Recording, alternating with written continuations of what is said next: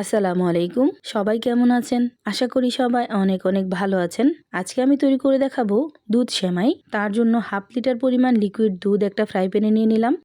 দিয়ে দিলাম 1/2 কাপ পরিমাণ গুঁড়া দুধ। গুঁড়া দুধটা দিয়ে খুব ভালোভাবে মিশিয়ে নিব।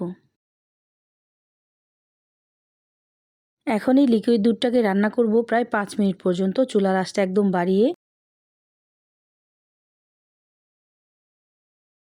5 মিনিট রান্না করার পর লিকুইড দুধটা কিন্তু অনেক বেশি ঘন হয়ে গেছে।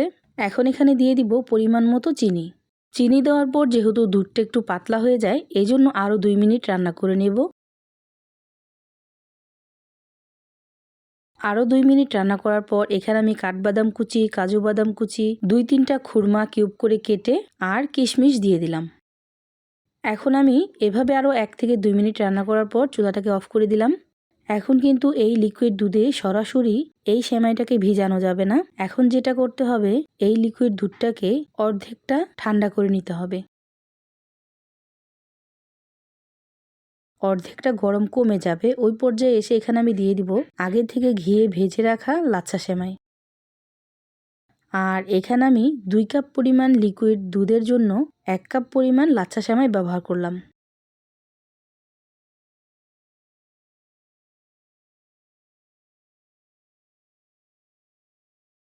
দিয়ে দিলাম আরও কিছুটা পরিমাণ নারকেল কোড়া। এখন ঠিক এইভাবে ধরে রেখে দেব ঠান্ডা হওয়ার জন্য পুরোপুরি।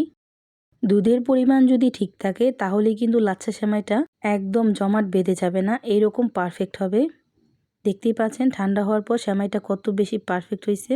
আর বেশি গরম দুধের ভিতরে এই লাচ্ছা সেমাইগুলো দেওয়া যাবে না, তাহলে কিন্তু একদম কেদা কেদা হয়ে যাবে। এখন উপর দিয়ে নারকেল কোড়া, পেস্তা বাদাম কুচি দিয়ে সাজিয়ে নিলাম।